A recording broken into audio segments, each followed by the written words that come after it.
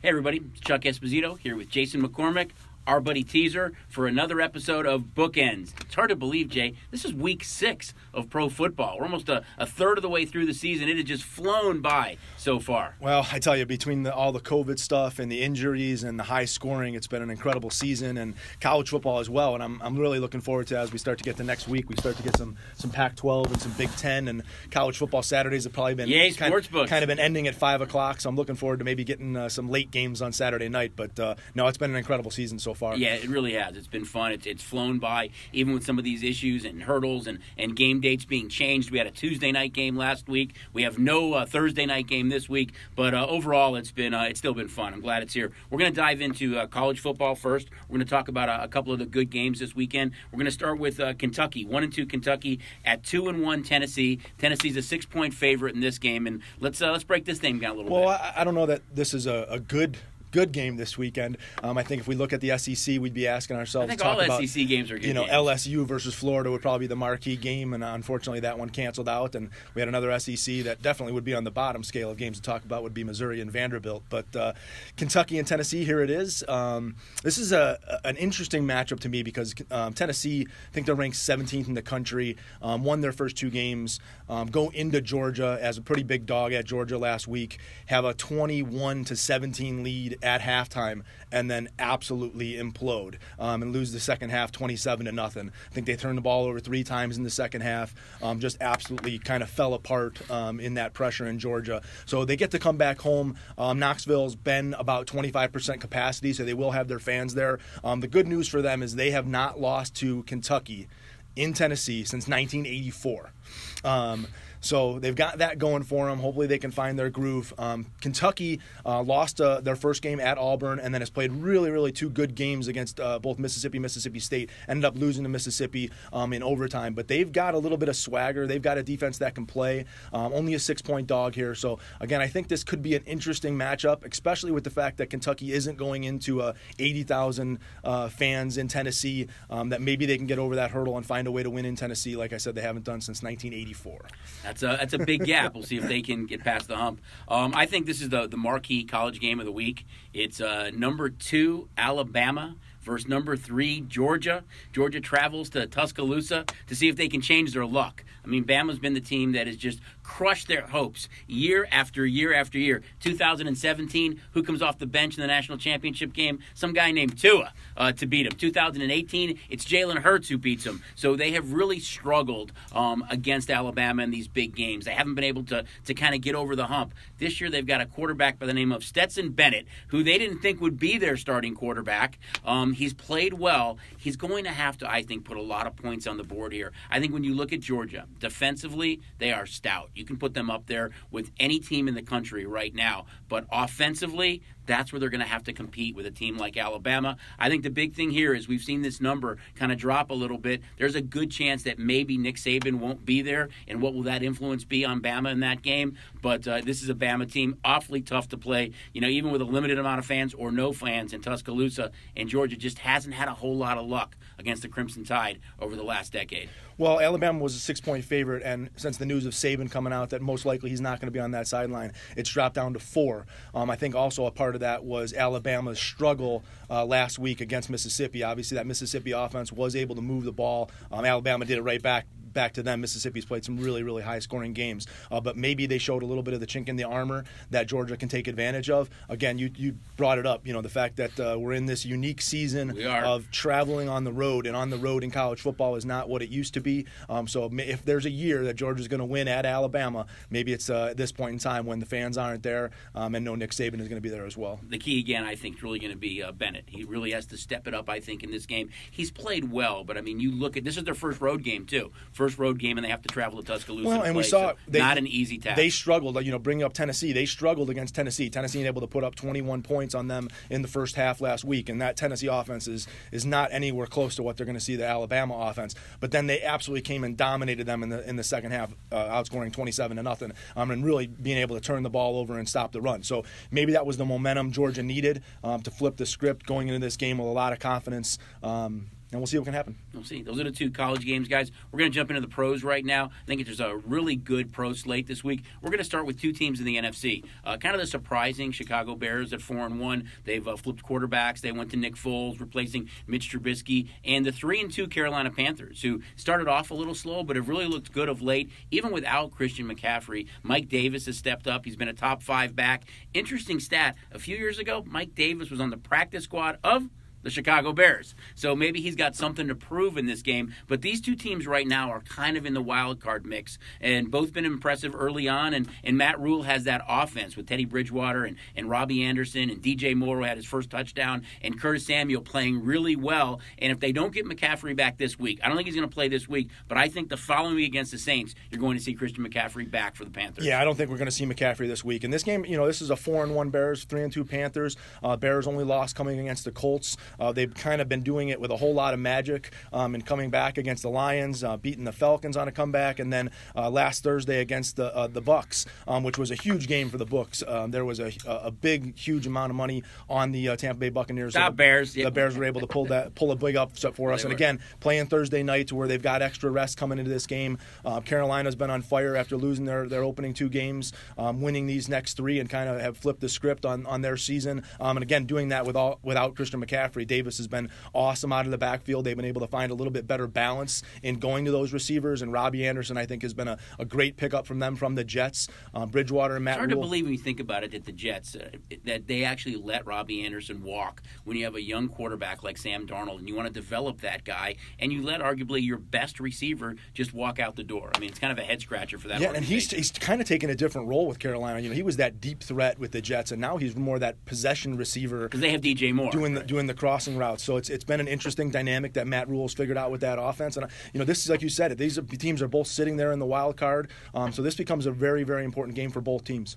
I think so too. It's going to be a really interesting matchup. I'm going to jump to the AFC now, and I think there's 2 marquee games in football this weekend. This is the first one in the AFC.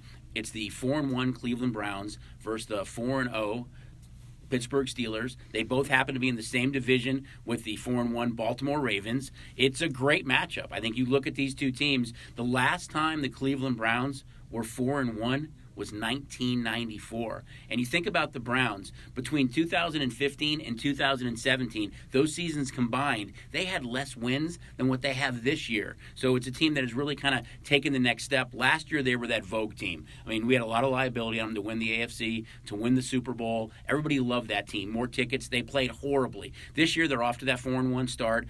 Baker Mayfield has played better, although last year in both games against the Steelers, they went 1-1.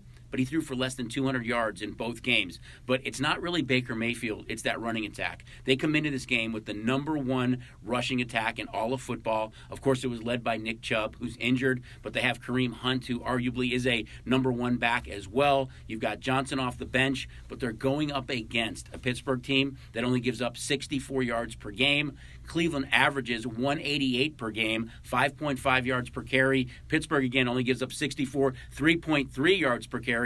So something has to give here, but it's a great matchup in the AFC. I think one of the things from when I look at this game, because I was a little bit shocked in this number only coming 3.5, 4 on the Steelers. I expected it to be somewhat higher, but obviously the way the Browns have been playing, it's warrant that line coming down. But Cleveland was able to kind of destroy a bad Dallas defense, and then this past weekend they played the Colts without their middle linebacker Leonard. So they've faced, but still a very good defense. Yeah, still the Bears excellent struggled against them as well. Defense right? in Indianapolis, but again, this is a different defense that they're going to see this week in the Pittsburgh Steelers. We talked about their pass rush and their ability to stop the run, and that offense has been incredible. I mean, Claypool comes out of nowhere to score 4 touchdowns last week. Obviously, they have Juju Smith-Schuster, Deontay Johnson, who might be back as well. Yeah, Connor. So I mean, this is a matchup, and again, kind of been writing the Pittsburgh Steelers off, waiting for that Ben Roethlisberger to go bye-bye and a second coming in Pittsburgh, and they're holding it off. This team is playing really, really good football, and they know this Browns game has been circled on their calendar, and the Cleveland Browns Let's coming just hope in. everybody leaves their helmet on in this game. Yeah, well, you could have some revenge and some nastiness going on there as well. I won't be surprised if we see something with Myles Garrett. Definitely some chippiness between the two teams. They've actually said that Cleveland, this game is for Myles Myles Garrett. I think, again, Pittsburgh will do everything they can to shut down that number one rushing attack. This is a game that Baker Mayfield with OBJ and Jarvis Landry and Austin Hooper probably is going to have to air it out a little bit. I don't think for Cleveland to win this game that Baker Mayfield can throw for less than 200 yards. Yeah, and I think you said one of the keys is Odell Beckham Jr. is, again, if he's healthy and can kind of stretch that field, and then that opens things up for the tight end and that running game. If they get that play action going, they can stay in the game. But I think this is going to come down to Cleveland's defense. I think that this could be a very high-scoring game, much like we saw when Cleveland played the Cowboys. Despite that Steelers defense, I think if the Steelers are able to score, we could see the Browns have to drop back and pass a lot more. Interesting stat with these two teams: they are 7-2. Overs this year, and both are averaging 30 points a game. We talked about how many overs have been. These are two teams that have got there at a pretty good clip so far. Now we're going to jump to the NFC, and I think when you talk about a marquee game, this is a great game. It's Tampa Bay, who comes off that extra rest, losing to the Bears. They just come into this game 3-2. They're at home. They're a home dog against the undefeated Green Bay Packers, who you can make a case right now. I know Russell Wilson has played great, and everyone's talked about Seattle, but Rodgers, after they drafted Love, he comes in with a chip on his shoulder. I think you can make a case right now that the Green Bay Packers are the best team in the NFC, and they're a small road favorite in Tampa on Sunday. Yeah, and one of the interesting parts of this game is we only have two 1 o'clock NFL games. But this is a good one. So this is the game that everybody's going to be watching in that afternoon hour. Obviously, Green Bay 4-0. They're coming off their bye week. Expect to get Devontae Adams back, so they've got kind of everything going their direction. Obviously, Lazard out on the IR, but we're getting Devontae Adams back, and what Aaron Jones has been able to do out of the backfield to go along with Rodgers. They're clicking on all cylinders. I don't know that if they were truly excited about going into that bye week, if they would have just rather kept playing with the momentum that they had, and the tight end Tonyan, catching the 3 touchdown passes. Amazing, right? So they've been finding somebody different to make plays, on the back end of their receiving core, and their defense has been solid as well. I think the big thing for Tampa, you talked about the Packers opening up the favorite. That line came back down a little bit yesterday, so maybe there's some good news on the health end of the Tampa Bay Buccaneers, because there is a laundry list of guys that are questionable to play in this game for the Bucs. So I don't know if the Buccaneers are adopting the Patriots style of listing everybody that's got any type of banged up injury on their injury report, but essentially the entire tight end core and wide receiver core. Would you agree? I think if you can they're all listed as questionable. If you can get Godwin back with Evans, I think that's a big piece of it. The biggest piece for me for the Bucs is on the defensive line. They lost Vea to a broken leg last week, and he's been that run stopper for him, and that's what that defense has done best. And with Aaron Jones coming into town, that Packer offense, they want to roll. As great as Rodgers has been, it starts with that running game, being able to establish that running game. Then you try and stop that running game, and Aaron Rodgers goes back over the top of you. So I think without Vea there, that gives the Packers another option. So I think I think that Brady and Rodgers have only matched up like 3 times. It's a great matchup, in all their years. They've only played against each other 3 times, and so I think it'd be a lot of fun to see if this is a high-scoring game and they can go back and forth on each other, and hopefully Brady will remember what down it is as we get late in the game. But this is going to be a good one, and it's something. I think it's the second highest total on the board at 55, with only the Bills-Chiefs game being a higher total this week. So hopefully we'll see some fireworks in the afternoon. Yeah, I think both those games, the Browns-Steelers game and the Bucs-Packer games, are 2 marquee games to watch this weekend. I'm going to jump into the Sunday night game, and I thought, when the schedule came out, this was a key game as well. This is going to be a marquee game. The defending NFC champs, the San Francisco 49ers against the LA Rams. But that's not the case. I mean, you look at the 49ers, they are 2-3, all 3 losses at home this year. Last year, they were 6-2 at home. So it has not been the same team. I know they've had a lot of injuries.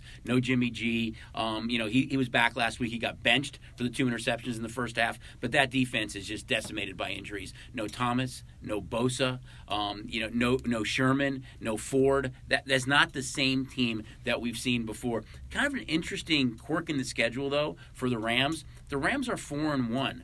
All 4 of their wins have come against the NFC East, who's a combined 4-15. So they really haven't beaten anybody. Everyone's talking about how good the Rams are. The tough game they had was in Buffalo, and they lost that game. They beat the Redskins, the Giants, the Eagles, and the Cowboys. So it's not like they've really beaten the upper echelon of the league. But this is a tough test, for San Francisco, as beat up as they are. Again, winless at home is kind of tough to swallow. They've been so bad in San Francisco. And it's not that the Rams have beaten those NFC East teams in dominant fashion either. I mean, they put a real clunker to beat the Giants. They weren't particularly going against the Redskins, who obviously we know are going through. The Cowboys should have maybe at least tied them or beat them if McCarthy kicks that field goal. Maybe we're talking about a 3-2 Rams team. Yeah. So I mean, this is a Kyle Shanahan. This Niner team, despite all their injuries, has still got some playmakers. Mostert coming out of the backfield, even with McKinnon.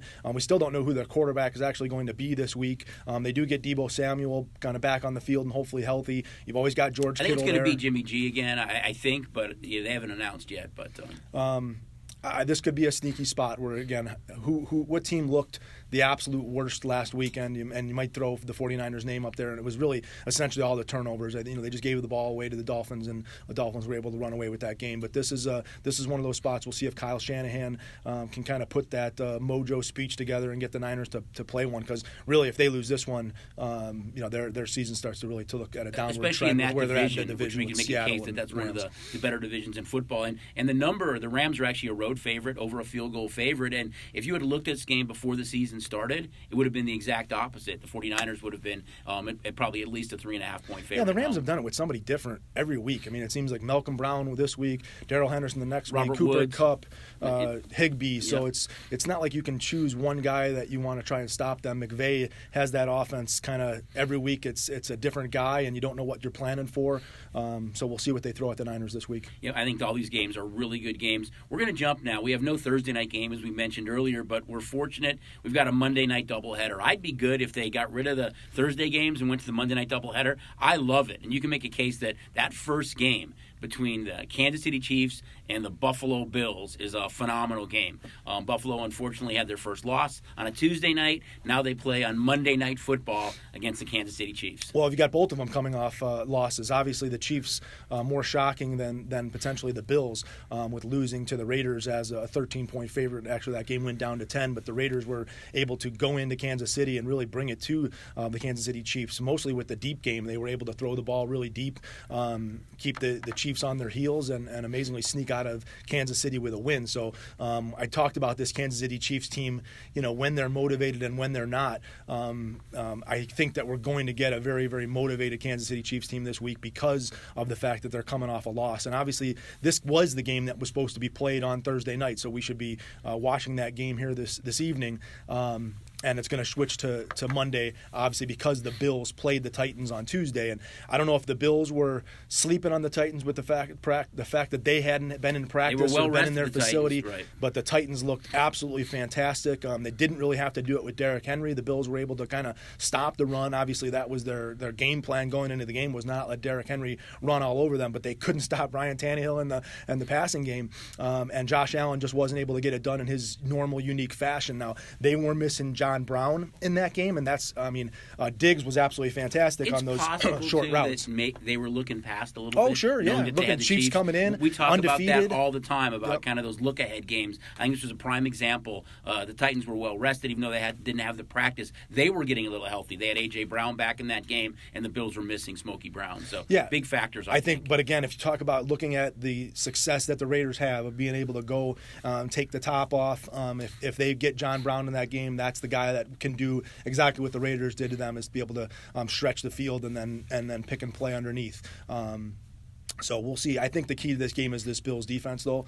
This game does have the highest total on the board. I think we're 57 on the total. That's Mahomes just able to do what he's able to do. But if Allen can match wits going back and forth, we could see some fireworks on what will end up being a Monday afternoon game for us. I love it. I'm excited about it. It's a great game. And then the original scheduled late Monday night game has the 3-2 Arizona Cardinals in Dallas against the 2-3 Dallas Cowboys. We all know the unfortunate injury with Dak Prescott. I think, but you look at Dallas, and Jerry Jones made one big key offseason acquisition, and that was Andy Dalton. To have somebody in the event there was an injury or something happened. It's been 2015 since Andy Dalton had a winning record as a quarterback. It's his team now. He still has phenomenal weapons, and CeeDee Lamb and Michael Gallup and Amari Cooper and Zeke and that offensive line and Schultz at tight end, but he's going to have to win games now with that offense because that defense is horrific. I mean, they just are. They're 0-5 against the number this year. As far as overs go, they're 17-7 their last 24 games, dating back to 2018 with overs. So they're not really stopping anybody right now. And this Cardinal team has played really well in spurts. They're 3-2. Murray's fun to watch. He's got Hop. He's got Christian Kirk. He's got Fitzgerald. He's got Drake and Edmonds in the backfield. They're fun to watch, but this is their third straight road game. Dallas sits on top of the NFC East at 2-3. And even without Dak, if you ask me right now who the favorite is to win the NFC East, I would still say it's the Dallas Cowboys, and it's because they have a veteran quarterback like Andy Dalton who can go in there and run that offense and still be successful. They may win the division at 8-8 or 9-7, but I still would make them the favorite right now. Yeah, and obviously changing from Dak, the Cowboys probably would have been a 3.5 point favorite in this game against the Cardinals, and now it flips to the Cardinals going the other side. So somewhere in that 6 to 7 point. Which personally I think is an over-adjustment. Taking nothing away from Dak. I love Dak and what he brings to the game, and of course the difference is that he can run, and Dalton doesn't have that. But that's a huge adjustment because they still have all the pieces there, and they're not going to an unproven backup. They're going to a guy that has made Pro Bowls, that has had winning seasons, has taken teams to the postseason, and that's Andy Dalton. It wouldn't surprise me if the Cowboys go on a mini run and end up winning, 4 of the next 5 games or something like that. I think you're right. I think they're going to still have some offensive success. I think they'll still have some better balance. Maybe they'll lean a little bit more on Zeke with running the ball, using that play action pass to then go to those dangerous receivers. But you said it. This is the beginning and end of Dallas winning games is finding a way to play some defense. And unfortunately, Kyler Murray and Hopkins and Edmonds and Drake coming into town. This is another team that's going to be able to put up points, and Andy Dalton's going to have to be able to match those points that the Cardinals put on the board. Right, and again, although they're 2-3, them and the Jets, against the number are 0-5 this year. And Dallas is that team that they got to get a turnover here once in a while too. Dallas is not turning the ball over. The Giants again had a pretty good game against them. They did. I think Jones had the one turnover that really let Dallas kind of back in the game early in the first half. But they've got to be able to force some turnovers, especially if they're going to give up points on the back end to kind of make those big plays and getting an interception or a sack fumble here and there. Yeah, agreed. It's a great football schedule this year, gang. I mean, you look at some of these games that we highlighted, the kind of the marquee games early Sunday, and then you look at the Chiefs Bills game as well on Monday night. There's some great games, but outside of football, you look at baseball too. That baseball season's kind of winding down. Tampa's playing so well right now. That Dodger Brave series is interesting. It's fun with baseball, and I think we have to touch on the Knights too. This offseason, they've been busy. I mean, we expected some things to kind of happen. We thought Fleury would get dealt. That's not the case. Leonard has some shoulder surgery, and everything they say right now, they're saying the right things. They want that tandem. I'm not sure they could find anybody that was willing to take that contract of Fleury, but Schmidt's gone, but they bring in arguably the biggest free agent out there.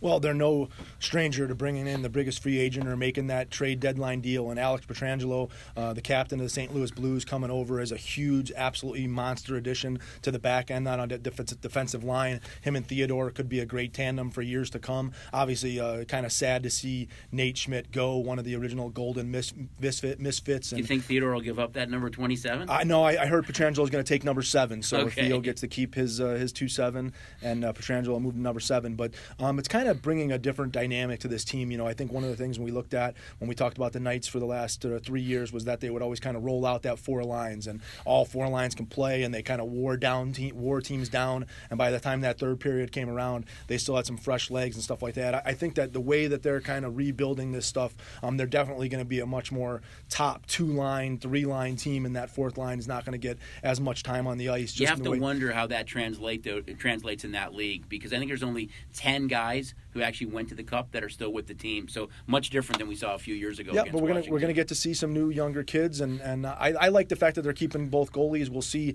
how that plays out. As the NHL season starts, if there's an injury somewhere in the league and somebody else wants to pick up a goalie, I think that the Knights are going to constantly be able to dangle him out there to anybody that might need him. And the NHL season could be interesting. The fact that we're hearing yesterday that they might be down to a 60-game season or some division changes and stuff like that. So we'll see when fans can get back in the arenas in the NHL. Hopefully the same thing goes for the NBA. Hopefully sooner than later that we get those seasons started. But going back to baseball, I hate to skip over it so quickly because these games have been awesome. Great. The Dodgers and a record yesterday with an 11-run first inning after losing the first two games, and that momentum. That was with what they put on the board in the ninth the night Yeah, before. the momentum started that Yep. night before. Big change.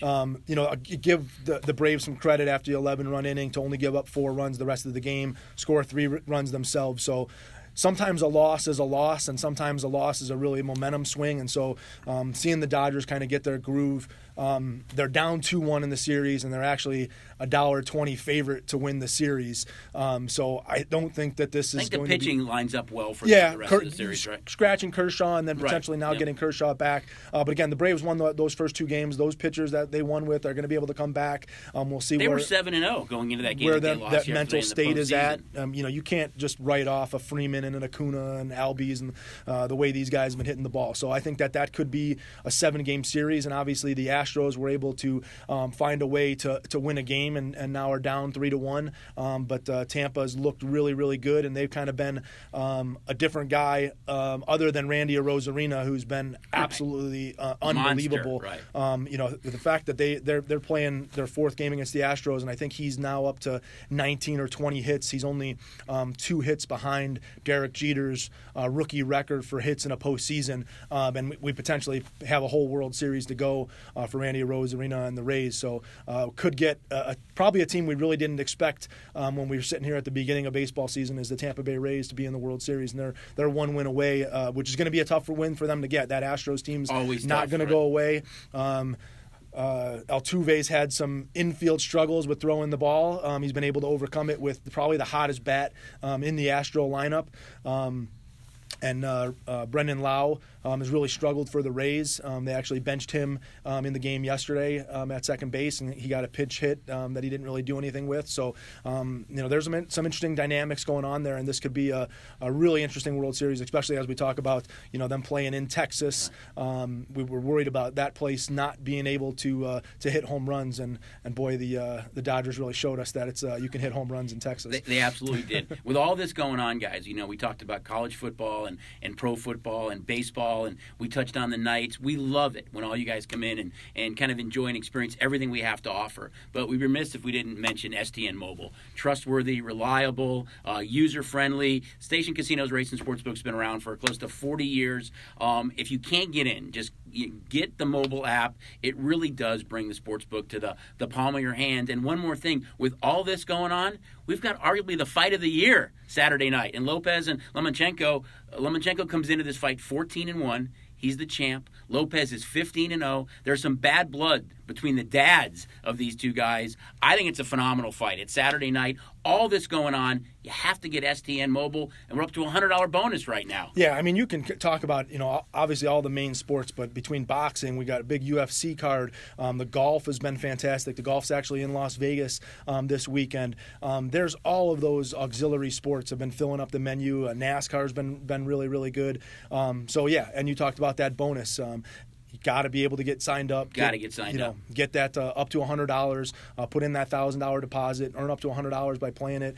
We added some stuff to the pro football menu this week with team totals, so you can actually bet just your team how many points that they're going to score over or under a total.